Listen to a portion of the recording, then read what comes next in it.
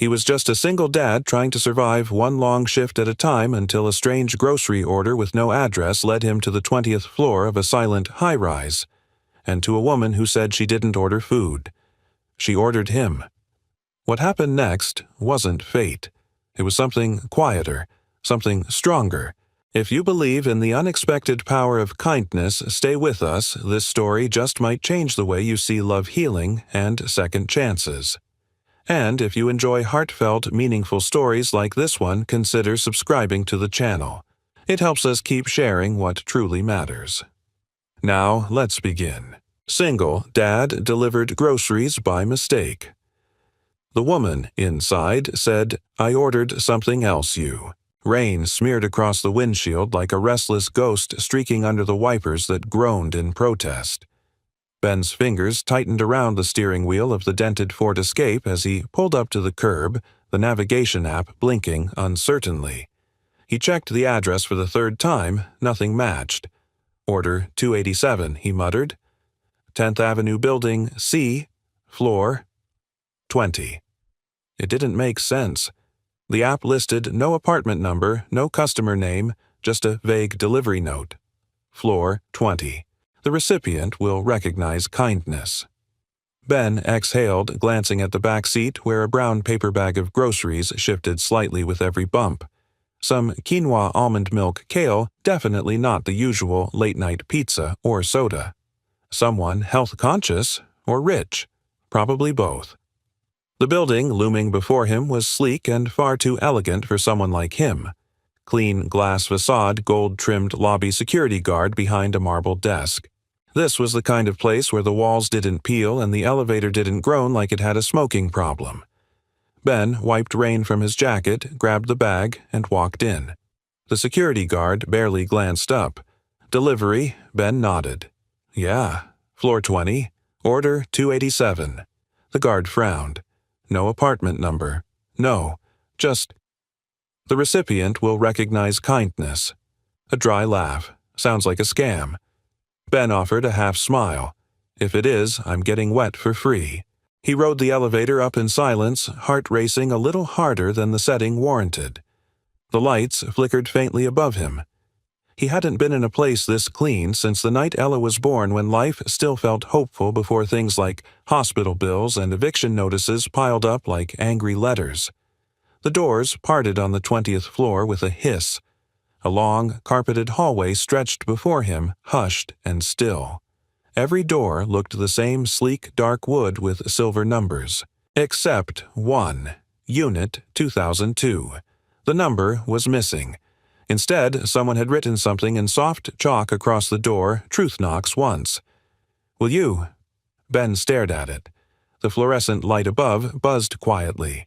For a moment he thought of turning back, of reporting the order as undeliverable and heading home to Ella. But something tugged at him. Something soft, like a whisper. He knocked. A moment passed. Then another. The door creaked open, not fully, just enough to reveal her. She looked like she had stepped out of a dream, or maybe a magazine ad from a life he couldn't afford to imagine. A woman in her 30s, tall, with pale skin and dark eyes that carried too many nights without sleep. Her brown hair was loosely tied to strands slightly damp, as if she too had walked through the storm. She wore a cream-colored robe that fell to her knees. No makeup, no jewelry, just her, raw and unguarded. And then she said it.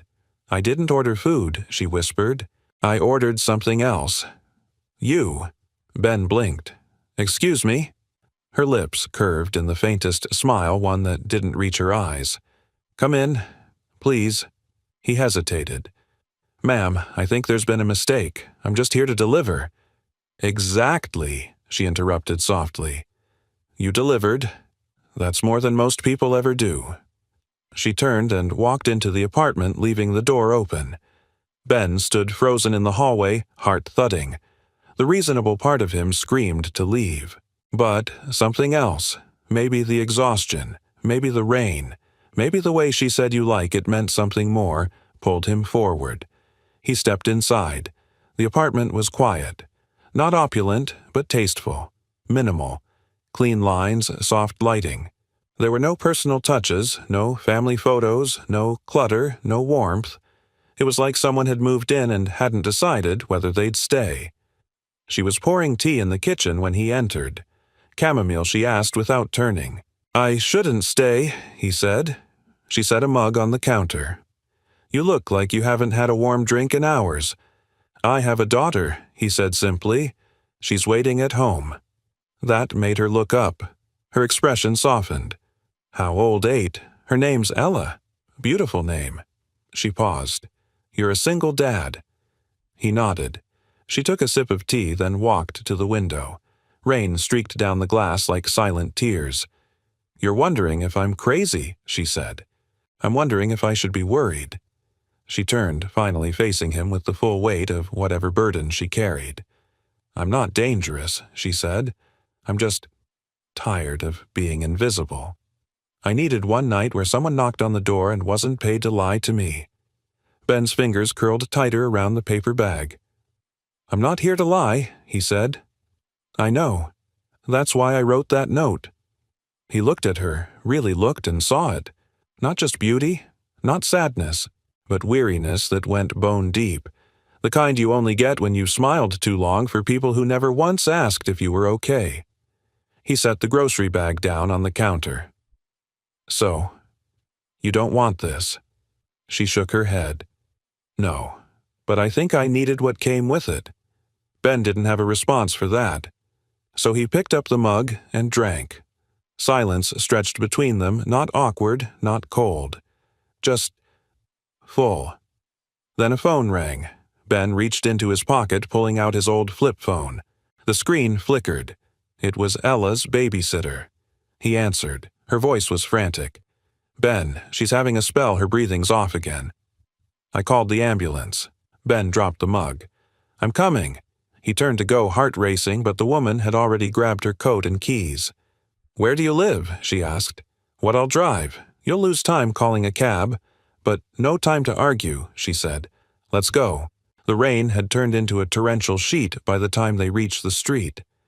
Ivy's car, a sleek black Audi parked in a private space out front, responded to her voice command as if obeying a general. Ben barely registered it.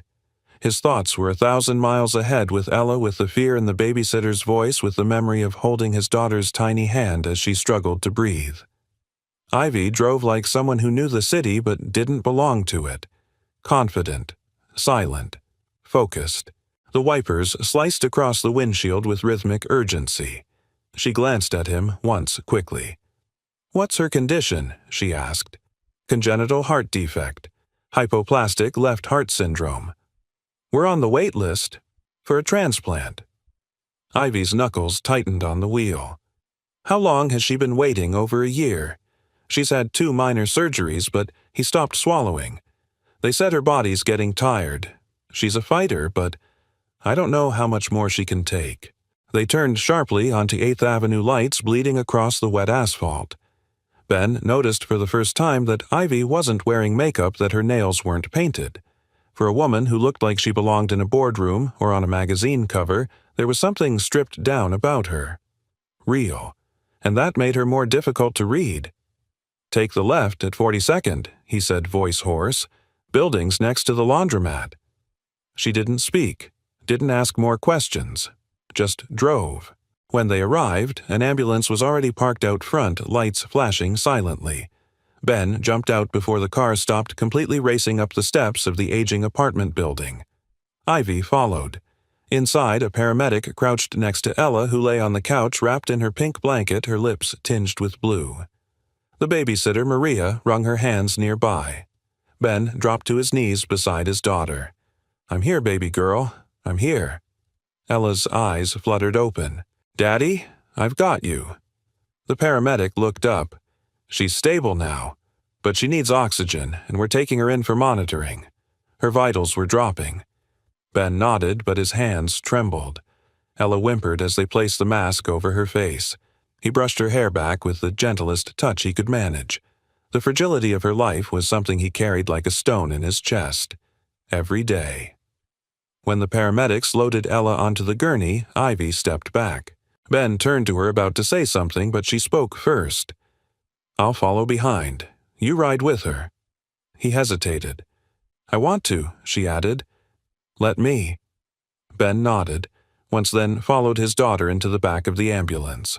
The waiting room was cold and too white, humming with fluorescent lights and quiet dread.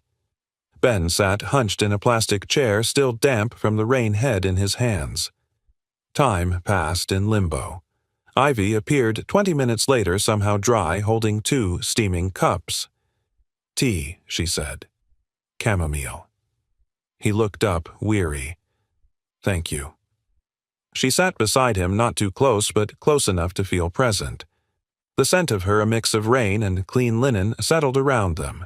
"You didn't have to come," Ben said, voice low. "I know." Silence stretched. "I'm sorry if I frightened you earlier," she said, hands wrapped around the cup. "I didn't plan to say what I said at the door. It just came out." Ben gave a tired chuckle. "You caught me off guard, yeah? But it wasn't creepy. Just weird. And maybe weird's what I needed tonight." She smiled faintly. "Good weird." He shrugged. "I don't know yet." Another silence. But this time it felt different, softer, like shared understanding. "Do you live alone?" he asked, then quickly added, "Sorry, that's probably too personal." "It's okay." She looked down at her tea. "Yes, I've lived alone for a long time, even when I wasn't technically alone." Ben didn't respond. He understood that line too well. "I wasn't supposed to be there tonight," she said after a pause.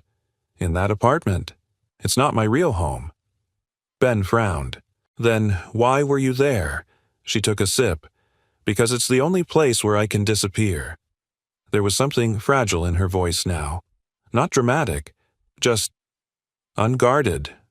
Ben leaned back. "You running from something?" She turned her head toward him. "I'm running from everything." A nurse appeared, then breaking the spell. "Mr. Hadley, your daughter's stable. She's asking for you." Ben stood quickly, setting down his tea. "Thank you," he said to Ivy. "For everything." "Go," she said, nodding. "I'll be here." He paused, surprised. "You don't have to wait." "I know." He hesitated, then disappeared through the double doors. Ivy sat alone. Her hands trembled slightly as she reached for her phone, scrolling past message after message. "Where are you?" "You're embarrassing the family.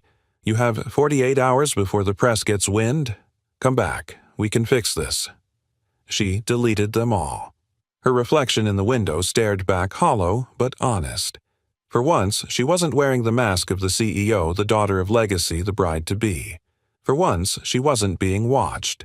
She thought of Ben, of the way he held Ella like she was his whole world, of the exhaustion behind his eyes, of the strength it took to keep showing up when life kept breaking you down. Maybe she thought this accidental meeting was no accident at all. She took another sip of tea, letting it warm the emptiness inside her. Her countdown had begun, but not the one they were all chasing. This was a different kind of countdown. One that might just lead her home. The hospital room was dim lit only by the soft glow of a wall sconce and the quiet pulse of the monitor beside Ella's bed. A rhythmic beeping echoed like a lullaby of hope, each beat a reminder that life, though fragile, still burned inside her. Ben sat in the armchair next to his daughter, her small hand curled around 2 of his fingers. She looked paler than usual, her hair damp with sweat, but her eyes were open, watching him, with the curious intensity that only children seem to possess. "Daddy?" She whispered, her voice thin beneath the oxygen mask. "You came fast." He smiled, his voice hoarse. "Always Peanut. I'd outrun a lightning bolt if it meant getting to you." Her lips tugged up slightly under the mask. "I dreamed you were flying." Ben blinked back, the sting in his eyes. "Maybe I was."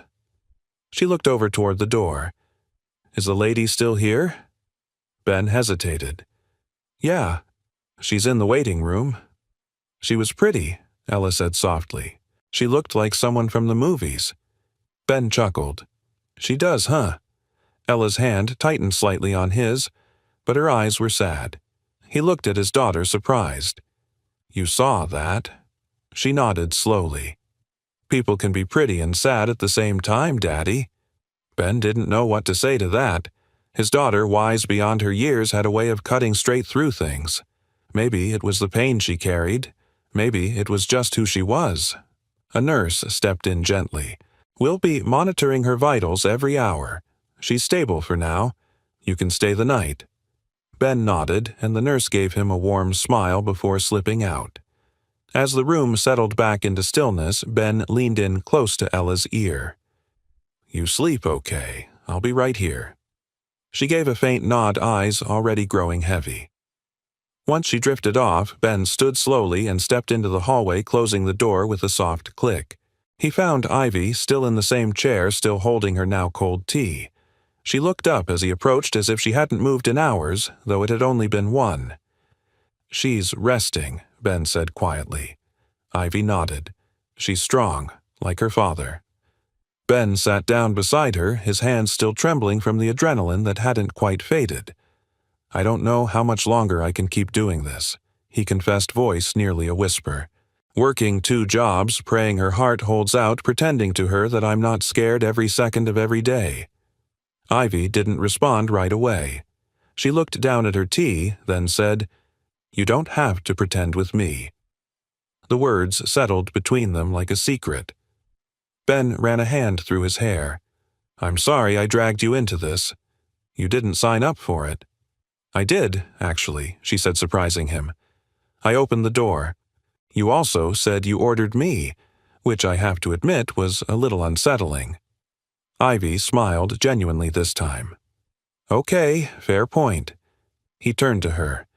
You said that apartment isn't really your home, that you're running. From what she didn't flinch. Instead, she looked out the window at the city stretching endlessly beyond the glass. From a wedding, she said. From a man I don't love. From a family that treats emotions like liabilities. From a life that looks perfect in photos and feels like a prison in reality. Ben was silent, but his eyes softened. I was supposed to get married in 4 days, Ivy continued. The guest list is full of people I barely know. The menu cost more than most people's yearly salary. I had fittings and press releases and a stylist named Luca who kept telling me to smile with my eyes. And all I could think was, what if I just disappeared? So you did. She nodded. I rented that apartment under a different name, canceled all my appointments, turned off my phones except one, the one they can't trace. Ben exhaled. You really planned it. I planned everything. Except you. He blinked, caught off guard by the weight in her voice. I wrote that message in the app because I thought it would be funny, some kind of cosmic joke to remind myself I still had control over something. She paused. But then you showed up. And then Ella. Her voice trailed off. Ben leaned back, eyes on the ceiling. You're not what I expected either. She smiled again, this time softer. What did you expect, someone cold? Entitled, maybe a little crazy. And now Ben glanced sideways at her. You're still a little crazy, but in a way that makes me feel less alone. They both laughed quietly. It wasn't loud or long, but it felt real, like something cracked open between them. Ivy reached into her coat and pulled out a small card. This is a number, she said, for a private pediatric cardiac foundation. They fund emergency cases. They won't cover everything, but they move fast.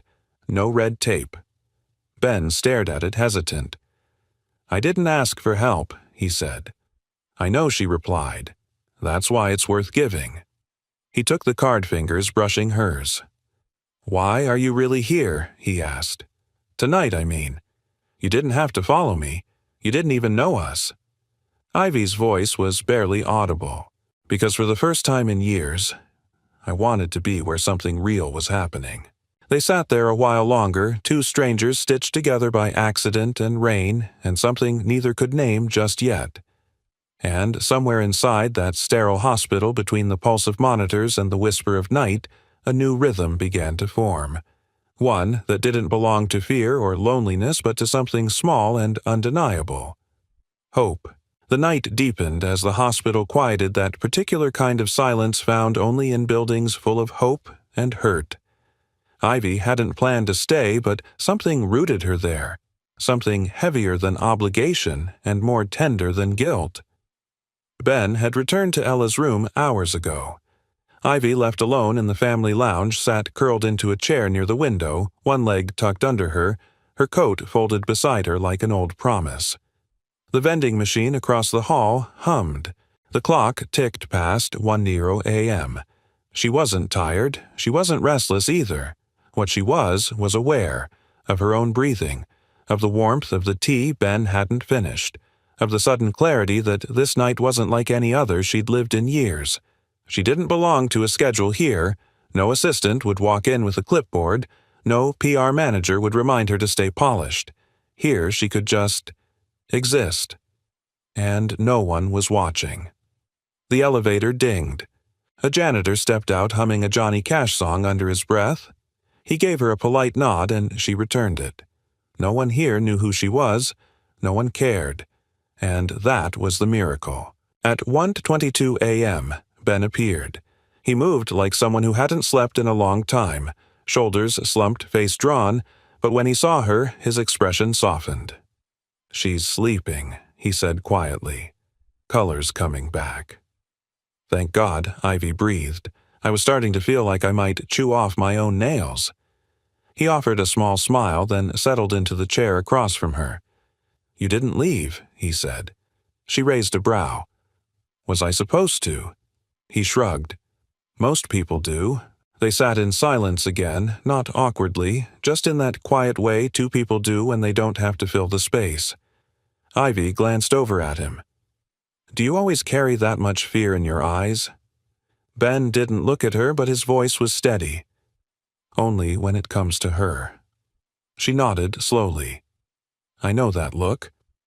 My father wore it the day my mother collapsed on stage during a shareholder meeting. He was terrified. But he wouldn't admit it. Said fear was weakness." Ben turned his head toward her, brows furrowed. "My father taught me how to command a boardroom before I learned how to tie my shoes," she said with a slight laugh. "He used to say emotions make a woman dangerous." "People don't follow feelings, Ivy. They follow control." Ben exhaled. "Sounds exhausting." It was. She paused. "Still is. That's why I ran." He leaned forward slightly. "What made you write that note on the app?" Ivy smirked. "Honestly, I was joking.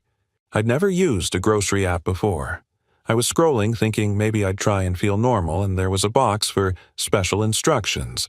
So I wrote, 'Deliver to floor 20. The recipient will recognize kindness.'" She met his eyes. "And then you showed up, looking like you'd just run through a storm. And somehow, it felt like I'd meant it." Ben let that settle. "I guess you got what you ordered," he said, "even if it was off the menu." They both laughed quietly. She tilted her head. "You ever think the universe works like that?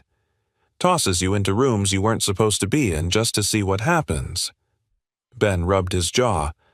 "I don't know if it's the universe, but I believe in Ella's luck. She has this way of pulling miracles out of broken things."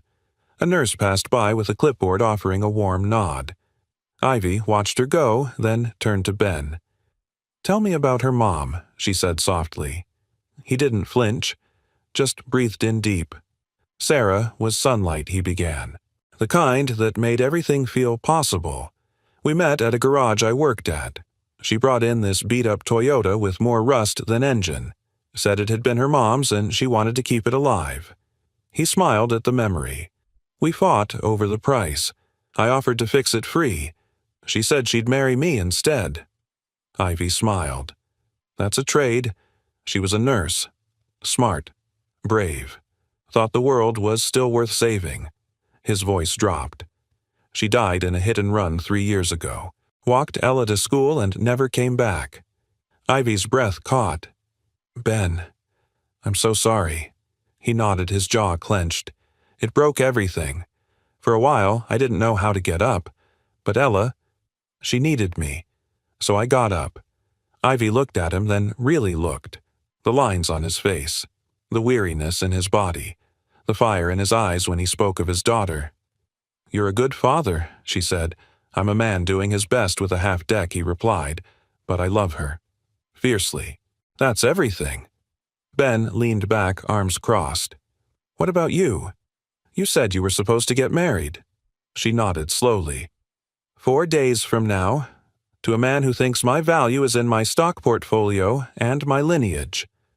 Ben raised a brow. His mother once told me she looked forward to turning me into the next power wife of America. I almost asked her if that came with a cape and tights. He laughed loud sudden. She liked that sound. It made the sterile hallway feel warmer. Ivy lowered her voice. "Do you know what scared me the most?" Ben shook his head. "That I was going to say yes. That I was going to walk down that aisle, smile for the cameras, and lose myself completely." "Then you did the bravest thing Ben said. You stopped it." Ivy swallowed hard. "I'm not sure I stopped it. I just paused it, hid for a while. And then Ella happened. You happened." A silence deeper this time settled between them, the kind that speaks more than words. Then Ben stood, stretching slightly. "Come on." She looked up. "Where to the vending machine?" "I think we earned at least 1 bag of peanut M&Ms. Ivy stood and followed. "Now you're speaking my language." And as they walked side by side down the quiet hallway, 2 people with cracked hearts and too many secrets, the hum of something unspoken traveled with them. Not romance, not rescue, but recognition. 2 strangers beginning to see each other not for what they were running from, but for what they might be running toward. The apartment was quiet when Ben opened the door the next afternoon, the late autumn sun slanting through the tall windows in soft gold. He carried Ella in his arms. She was still weak, still sleepy, but the doctors had given the green light for her to go home with instructions, oxygen support, and a folder full of next steps. Ivy followed a quiet presence behind them, holding a small bag of prescriptions from the hospital pharmacy. She hadn't said much during the ride home, but her silence wasn't heavy. It was watchful, gentle. The kind of silence that comes from knowing how not to push someone when they're holding themselves together by threads. Ben laid Ella down gently on the pull-out couch near the windows. She stirred, murmured something about pancakes and starlight, then fell back into sleep. He turned to Ivy, who set the bag on the counter, then folded her arms. She looked strange here, he thought.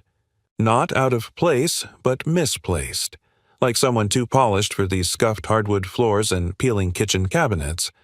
But instead of looking uncomfortable, she seemed curious, as though she were cataloging the life he lived, trying it on in her mind. Ben offered her a seat, but Ivy stayed standing. "You want some tea?" he asked. She nodded. "Only if it's the cheap kind." He smirked. "Is there another kind?" As the kettle whistled, Ivy wandered toward the bookshelf near the couch. It wasn't much, just some worn paperbacks, a few children's books, and an old framed photo of Ben and Sarah on a fishing trip. Ivy picked it up her fingers, brushing the cracked glass. "She was beautiful," she said. "She was everything," Ben replied quietly from the kitchen. Ivy set the photo back down with surprising care, then glanced toward the hallway. "May I?" She gestured. "Go ahead," Ben said. "Bathroom's the second door. Ignore the first. It's kind of a catch-all." She nodded and walked slowly down the hall, boots clicking softly on the old wood. She passed the first door, but something tugged at her, an open sliver light slipping through. Curiosity pulled her hand to the knob. The door creaked open. Inside the room was small. A folding table leaned against one wall. Boxes, a stack of unpaid bills, a few of Ella's toys, a broken lamp, and on the far side, hanging neatly on a crooked nail, was a dress. It wasn't fancy, not designer, just simple white satin with a lace hem aged slightly with time. Ivy stepped closer. It was a wedding dress. She blinked, the breath catching in her throat. She reached out and touched the fabric.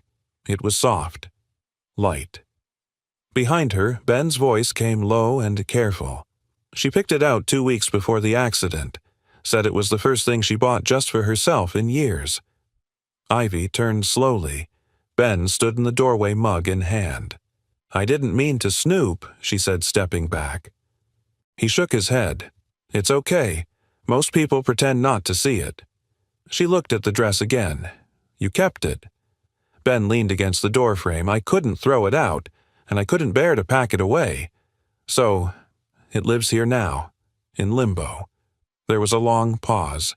The only sound was the distant hum of traffic through the cracked window pane. "I think she'd be proud," Ivy said finally. Ben looked at her, one brow raised.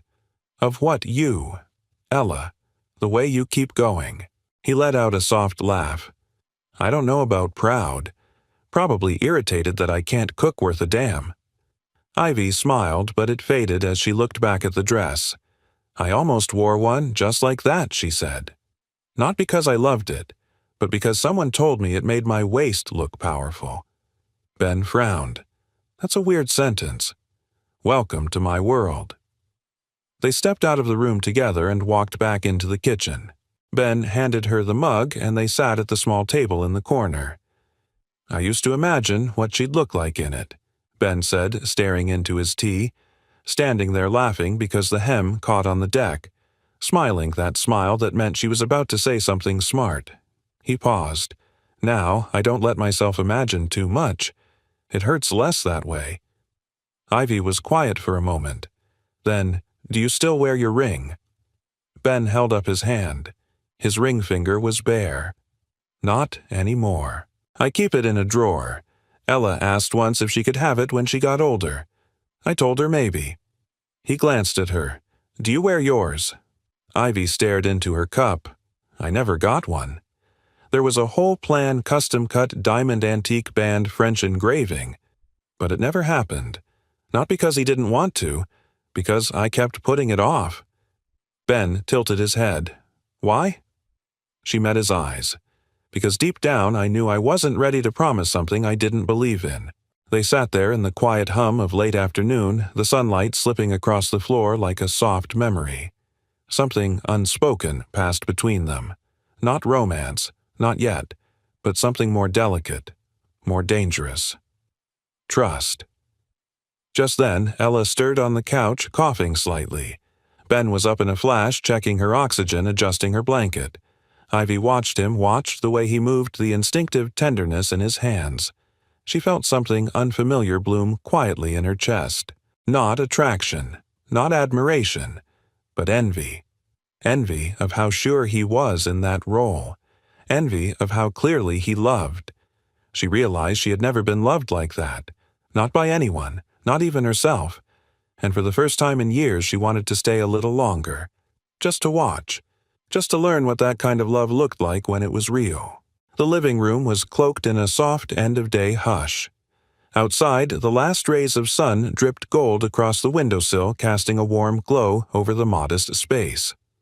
Ivy sat cross-legged on the floor beside Ella, who was propped up with pillows and a fuzzy pink blanket crayon scattered like confetti around them.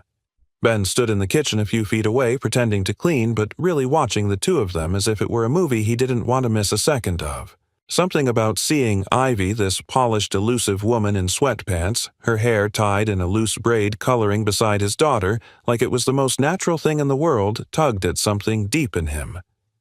"She wants me to draw a unicorn with wings," Ivy said over her shoulder, "but she insists it must be anatomically correct."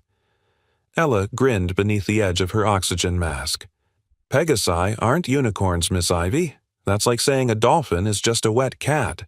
Ben laughed, wiping his hands on a dish towel. "She's been like this since she was 4. The vet at the petting zoo told her pigs don't fly, and she wrote him a letter explaining the aerodynamics of bumblebees."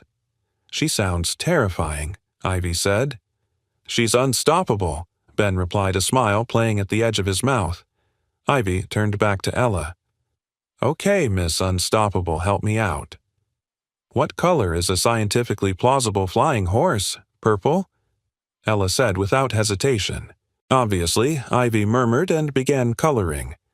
After a few minutes, Ella's breathing slowed and she leaned back, growing tired again. Her crayon fell from her hand and Ivy gently picked it up.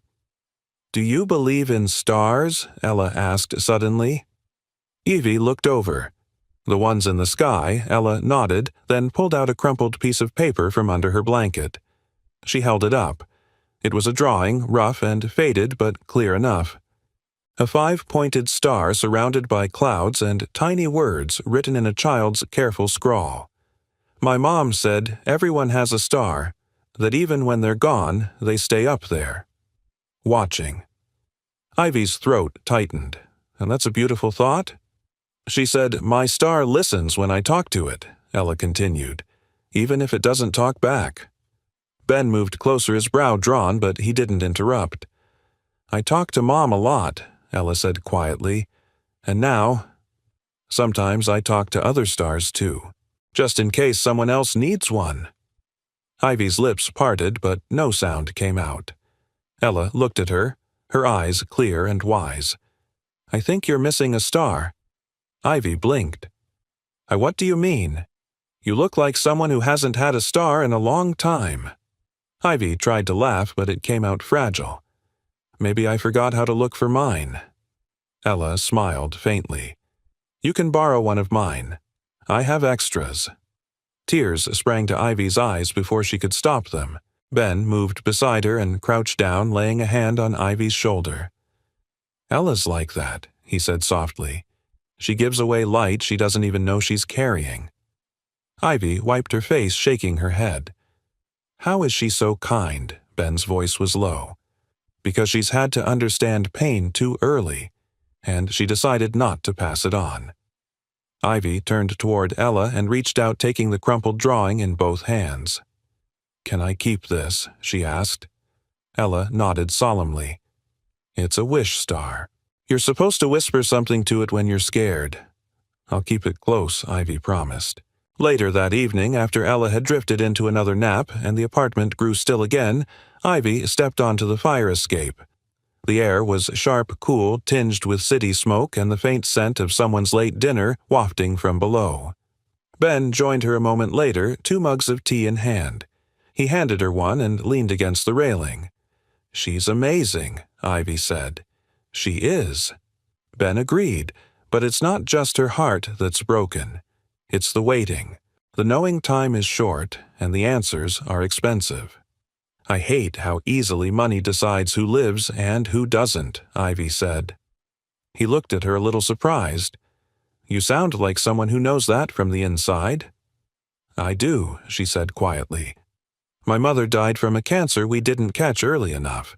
Not because she didn't have insurance, she did, but because she didn't want to seem fragile. She missed her screenings for 2 years because of her position on the board. Ben exhaled slowly. She was brilliant, Ivy continued, and terrified. Afraid if she showed weakness they'd take everything from her.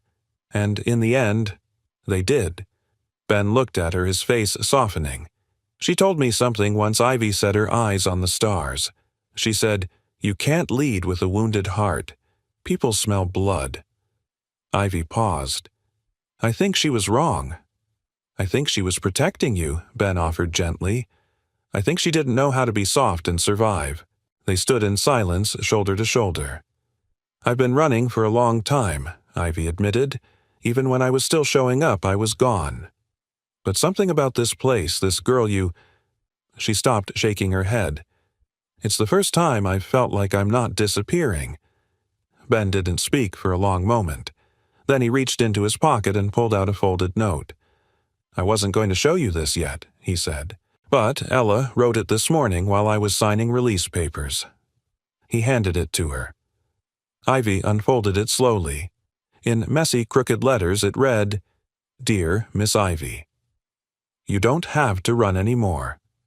I think your star found you. Ivy pressed the note to her chest. In the quiet that followed, she whispered into the night, I think maybe it did. The next morning arrived slowly with a dull gray light that crept through the curtains and stretched long shadows across the apartment floor. The rain had stopped, but its chill remained in the air, clinging to the corners of the room like unspoken thoughts. Ivy stood in the kitchen wearing one of Ben's flannel shirts over her dress from the day before. It hung loosely on her frame sleeves, rolled up as she poured water into a kettle. There was something strange and sacred about these quiet domestic rituals, things she had never allowed herself time to know. The click of the burner, the whistle of steam, the hum of life when no one was performing for anyone. Ella was still sleeping on the couch, bundled beneath a tower of mismatched blankets. Her breathing was steady, cheeks flushed with a healthy pink. Ivy had tucked the drawing of the star under the girl's pillow before bed, whispering a wish to it, like she'd promised. She turned to see Ben step out of the hallway, shirt-wrinkled hair tousled, the weariness of long nights settling in his shoulders, but when he looked at her, something eased. "Morning," he said, voice low and gravelly. "Morning," Ivy replied. "Tea." He nodded, moving to help. For a while they stood in companionable silence, passing mugs, buttering toast as if this were their life, simple, shared, real.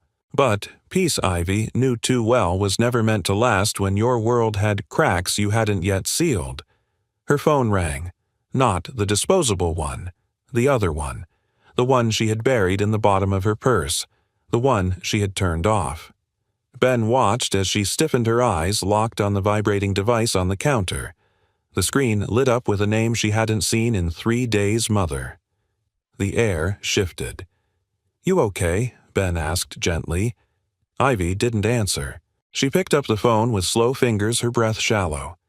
"I have to take this," she murmured. "I'll be outside." She stepped onto the fire escape again, this time with no mug in hand. Just the phone pressed against her ear and her other hand braced against the railing. She answered. Her mother's voice sliced through the silence like a blade. "Ivy." There was no hello. No, "Are you safe?" No, "I miss you." Just pressure wrapped in syllables. "I've been patient. You've made your point and we've given you space. But enough is enough. You're being reckless." Ivy closed her eyes. "I'm not coming back, Mother." "Oh, you're not," came the clipped reply. "Do you understand what you're destroying? This marriage isn't about you. It's about the company, the foundation, the future of control." Ivy finished. "It's about control. Yours." There was a sharp pause. "You are not some starving poet living in a fourth-floor walk-up, Ivy. You are a Whitmore. You are meant for legacy. I'm not meant for anything. I didn't choose," Ivy said, voice steadier now. Her mother's tone sharpened. "Do you think we can keep this out of the news? You vanished. There are questions. There are board members. Do you understand what your behavior costs the family?" "I know exactly what it costs," Ivy said. "I've been paying the price since I was 12. "Ivy, no. Listen to me." Her voice cracked but didn't waver. "You raised me to be a weapon. Efficient, marketable, loveless. You paraded me through fundraisers and called it parenting. And I played the part. But I'm done. You don't get to walk away from this life like it's a bad dream. I didn't walk away." Ivy stared into the pale sky, wind lifting her hair. "I ran. And I found something I wasn't supposed to find." Her mother exhaled long and slow. "You're making a mistake." "Maybe," Ivy said softly. "But for once, it'll be mine." She ended the call. Her hands shook. She stood there for a while, trying to remember how to breathe. Ben was sitting on the couch when she stepped back in his eyes, searching her face. "Bad call?" he asked. Ivy nodded. "Necessary one." He motioned to the chair across from him. "Want to talk about it?" "I just did," she said. "For the first time in my life, I said everything I meant. And now I'm shaking like I'm about to pass out in a courtroom." Ben chuckled lightly. "Sounds like you won." "I don't feel like I did." "That's because winning doesn't always look like a trophy," he said. "Sometimes it just looks like staying upright." Ivy gave him a weak smile. Then her expression turned serious. "I need to do something," she said, "before it's too late." Ben leaned forward. "What do you mean I need to stop hiding? Not just from them, from myself." She pulled the chair closer, her eyes bright with something new, resolve maybe, or the start of it. "You said something the other night," she continued. "About Ella. How she gives away light she doesn't know she has. And I realized I've been doing the opposite. hoarding what I have like the world will eat me alive if I show it. Ben said nothing, letting her speak. I don't want to live like that anymore. A long pause. Then she reached into her purse and pulled out the business card Ben had barely looked at since she gave it to him. The foundation, she said. Call them. Today. Use my name. They'll listen.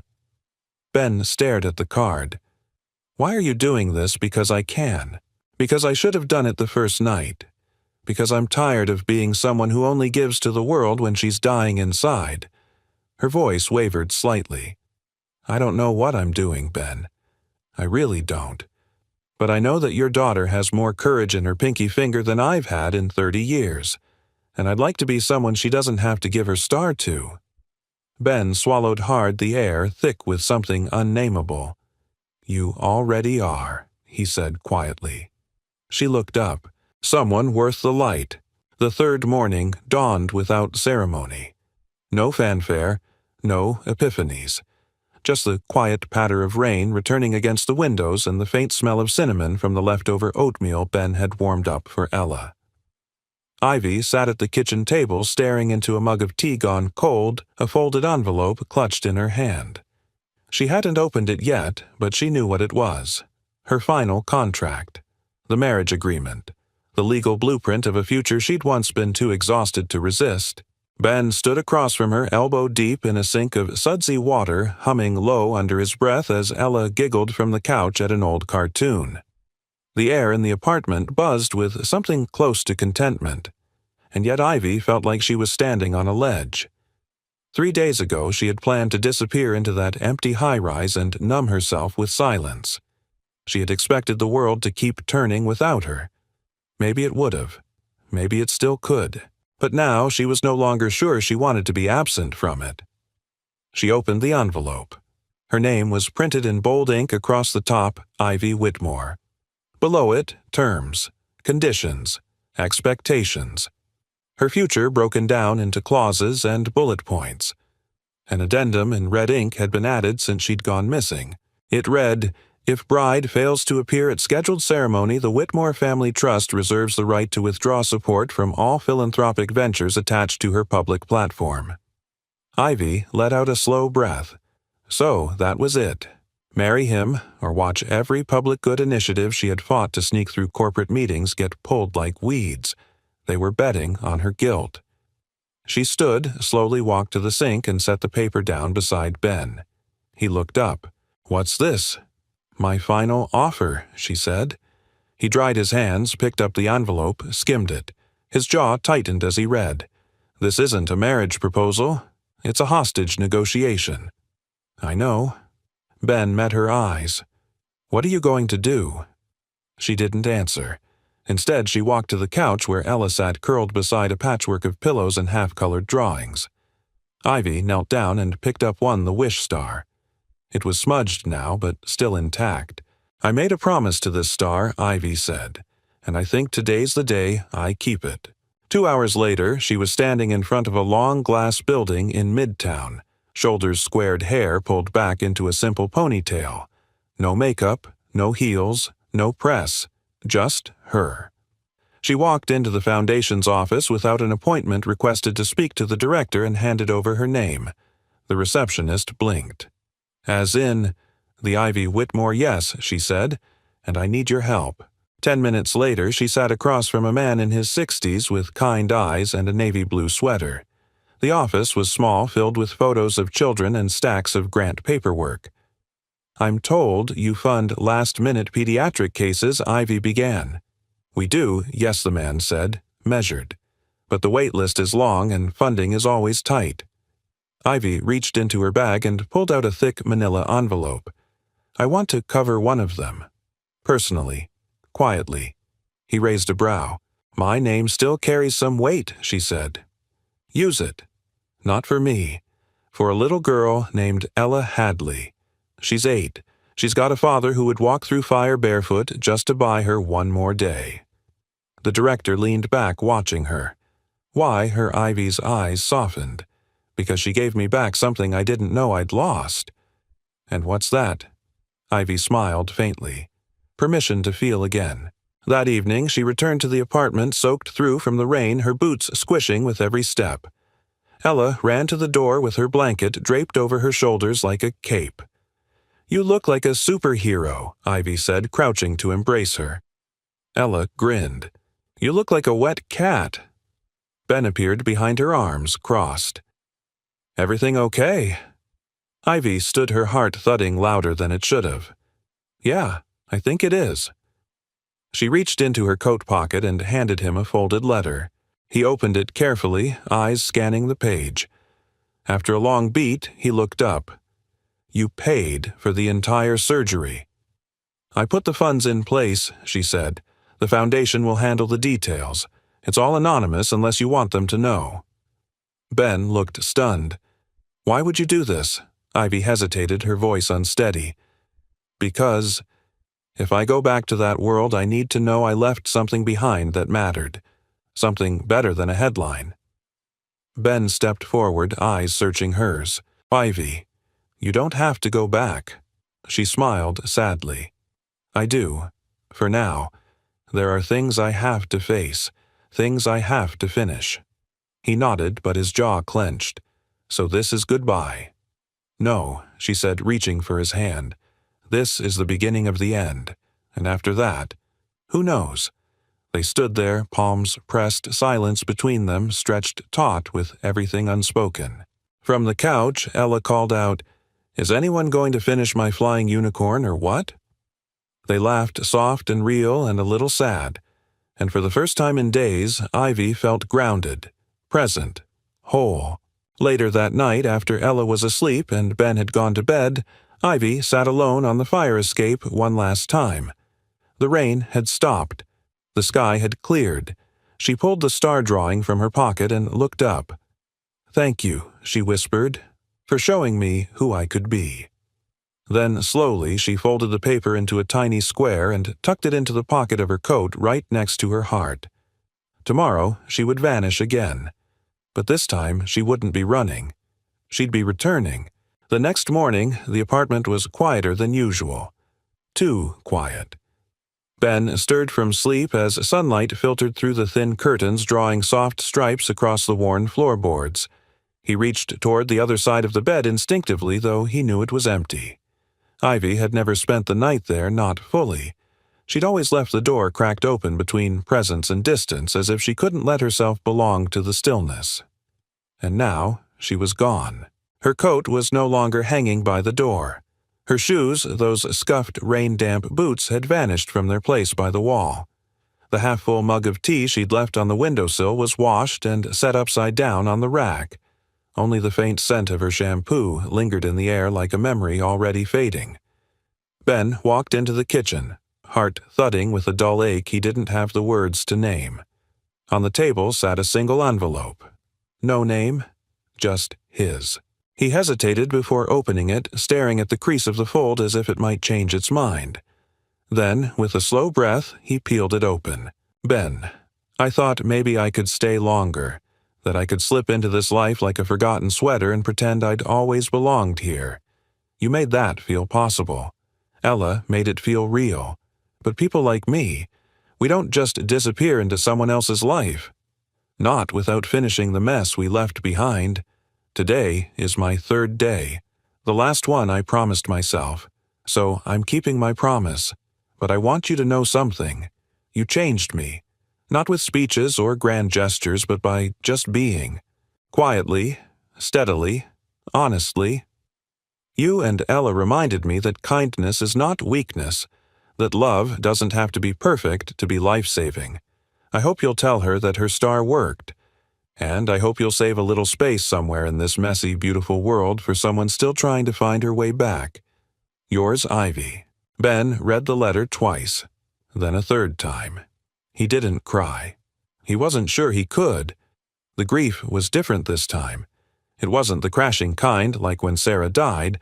It was the hollow kind, like standing in a house that had been lived in only to find all the furniture gone. He sat down slowly at the table and stared out the window, half expecting her to walk back through the door with some excuse, some joke, some reason to pretend she hadn't left. But the silence only answered him. Ella found him there an hour later, rubbing sleep from her eyes, her oxygen cord trailing behind her like a silken leash. "Where's Miss Ivy?" she asked, climbing into his lap without hesitation. Ben held her close. She had to go. Ella blinked up at him. Go where Ben didn't answer right away. He smoothed a strand of hair behind her ear.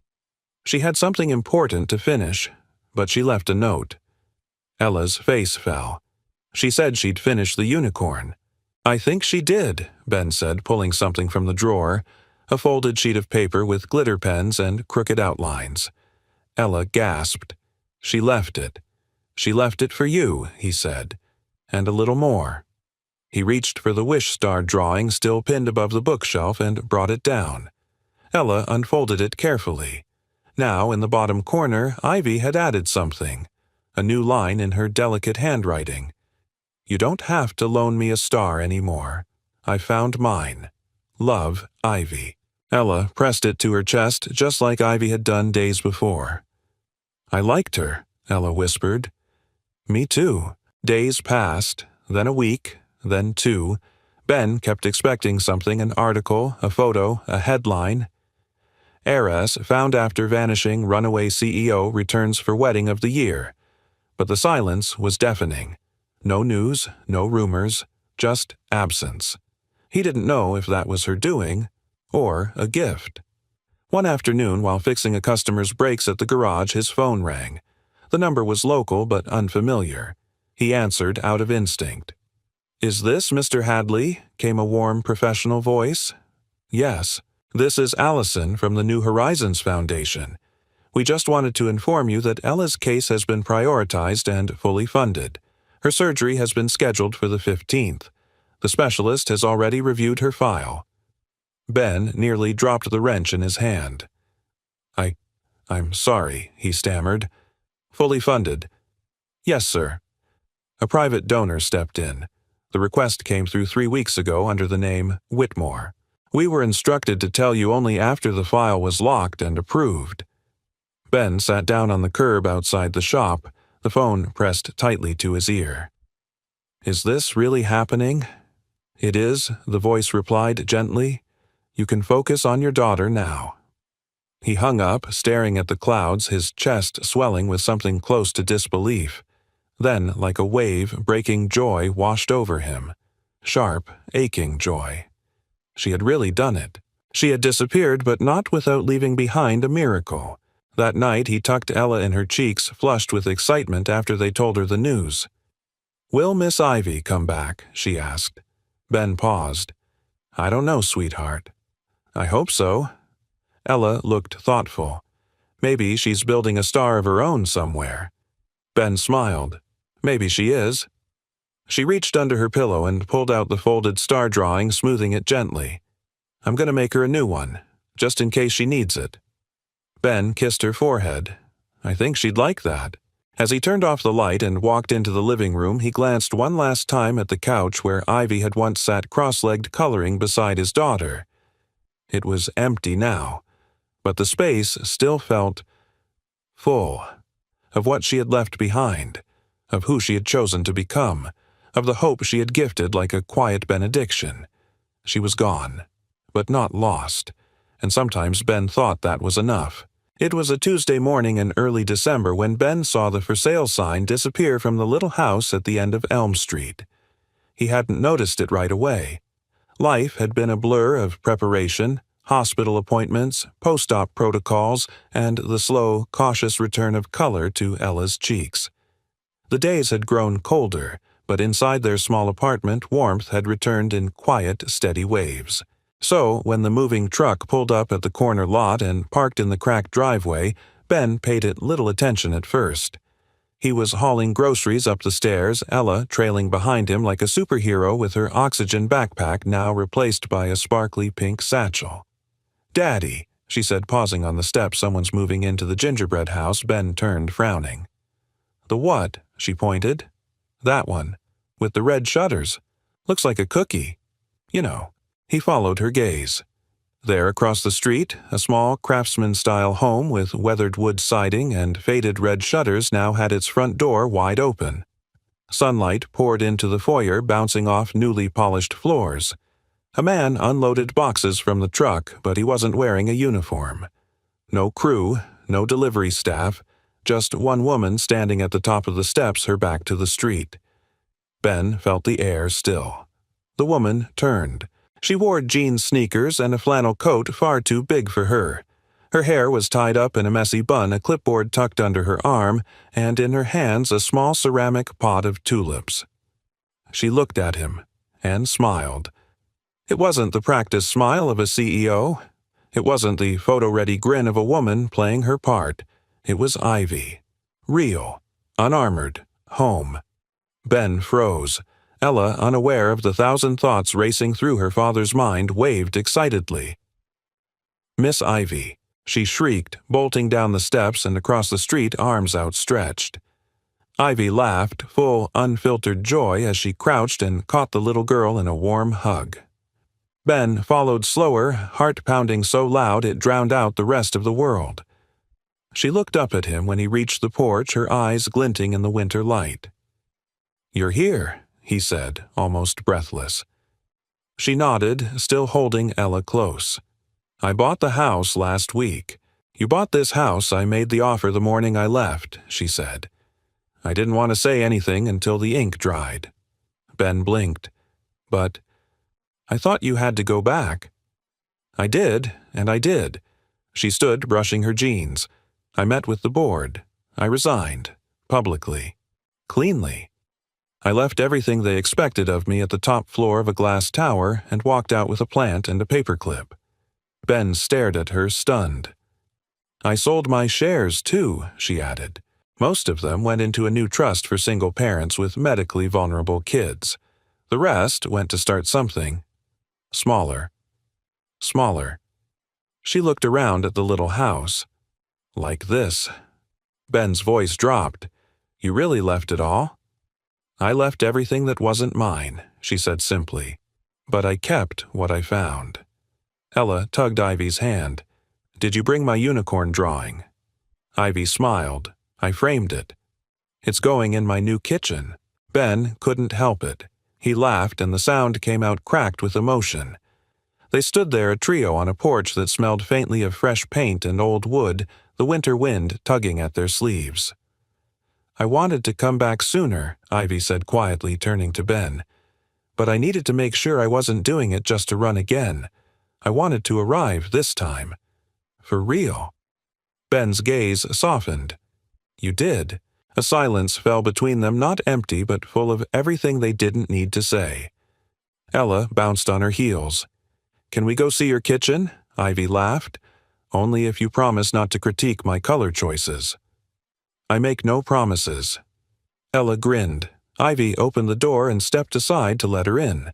But before Ben could follow, Ivy reached out and caught his hand. He turned, startled by the warmth of her fingers. "I don't want to borrow your life," she said. "I don't want to slip into it like a guest." Ben waited. "I want to build something. Beside it. With it. Next to you. Not above, not beneath. Beside." Ben looked down at their hands, calloused fingers meeting polished ones, flawed and human and real. "I've got room," he said softly. She stepped closer. "I've got time," she added. Their foreheads touched, and for the first time in years it didn't feel like falling. It felt like landing. Later that evening, as dusk painted the sky in strokes of pink and ash, the porch light flickered on. Ivy stood by the window holding a mug of tea, watching Ella hang her wish star drawing on the wall of the new living room. Ben came up behind her, wrapping his arms gently around her waist. "She said she's going to teach you how to make waffles tomorrow," he murmured. Ivy leaned into him. "I was afraid you'd say no." "To waffles?" "To this." Ben kissed her temple. "I was afraid you wouldn't come back." She turned to him, eyes soft. "Well, I didn't just come back, Ben." She reached into her coat pocket, pulled out a folded scrap of paper, creased and faded edges worn. It was the same one Ella had given her that night in the hospital. Ivy whispered, "I came home." Winter melted quietly into spring. Not with grand declarations, but in the shy unfurling of tulip buds in Ivy's front yard, in the way light stayed a little longer on the porch steps in the soft whistle of the wind through open windows that now smelled of fresh paint and lemon soap. The house on Elm Street no longer looked like a stranger to its street. Ivy had painted the shutters a soft forest green. The front porch had a wind chime made from old keys. A small wooden sign hung above the mailbox the countdown center. Open hearts, open doors. It wasn't a clinic, it wasn't a business. It was a place people came to when they didn't know where else to go. Single parents stopped in with questions about Medicaid forms, housing assistance, or just to borrow a quiet moment. Kids colored in a corner filled with books and mismatched beanbags. There was no front desk, just a coffee pot, a list of resources on the fridge, and Ivy usually sitting on the floor helping someone breathe through the paperwork that had once terrified her too. And on the back wall, framed in a wooden shadow box, hung a drawing. A 5-pointed star with small trembling letters. For people who forgot they had one. It was a Wednesday morning when Ivy found Ben in the backyard repairing the fence that the last storm had nudged loose. He wore a tool belt and an old shirt of hers, sleeves rolled and paint-flecked. Ella sat in a folding chair nearby dictating instructions from a how-to guide she had borrowed from the library.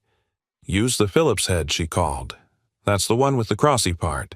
Ben grinned, pretending to fumble. "This one. That's a butter knife." Ivy leaned in the doorway, arms crossed. She never said it aloud, but sometimes watching them felt like reading the last page of a book she'd always wanted to believe in. She walked down the steps, wiping her hands on her apron. "Lunch is ready." Ella bolted upright. "Grilled cheese or disappointment?" "Grilled cheese," Ivy said. "Victory!" the girl yelled and ran inside. Ben smiled as Ivy approached. "You make that girl feel invincible." "She made me feel visible," Ivy replied. "Fair trade." Ben set the drill down and pulled off his gloves. "You've built something here," he said. "Not just the house, something bigger." She sat beside him on the porch step. You know what the hardest part was. He looked at her waiting, letting go of the timeline I didn't choose. I thought if I walked away from it I'd be lost, but it turns out sometimes you have to break your own clock to start counting for real. Ben reached for her hand, lacing his fingers through hers. "So, what are we counting toward now?" Ivy leaned her head against his shoulder, quiet for a long beat. "Not toward," she said finally. "From." That evening, the living room glowed in soft lamplight. A jazz record spun in the background. Ella was asleep on the couch, a coloring book open on her lap. Her hair had grown back thicker since the surgery, her face fuller. She no longer looked sick. She looked unstoppable. Ben and Ivy stood in the kitchen barefoot on the cool tile floor. He poured 2 glasses of wine. To what she asked. He raised his glass. To the woman who answered her own countdown. Ivy clinked her glass to his. To the man who let her stay after. They drank, smiled. "I used to think love had to be loud," Ivy said softly, "like fireworks or grand entrances.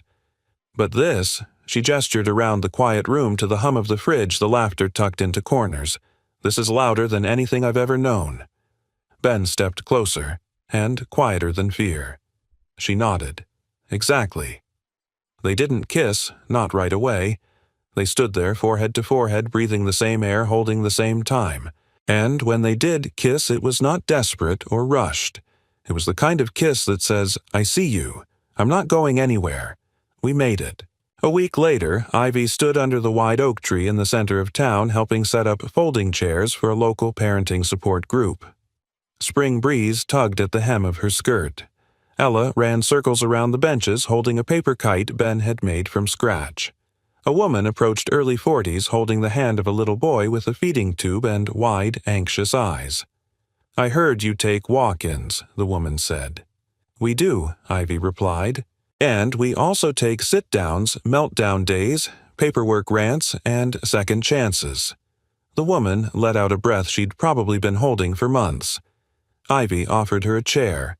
"Start wherever you're comfortable." She didn't know it yet, but today was this woman's countdown. Day 1. and Ivy would be there.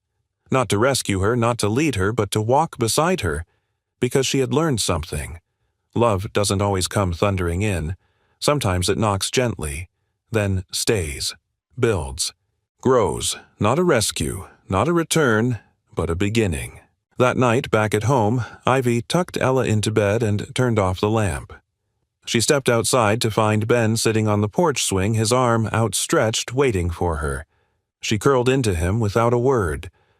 Above them, the stars blinked quietly in the dark. Ivy looked up. "Which one do you think is mine?" she asked. Ben didn't look up. He looked at her and said, "You don't need one anymore." Ivy smiled. She already knew. Where are you watching from? We'd love to know. Drop your city or country in the comments and let us know how this story made you feel.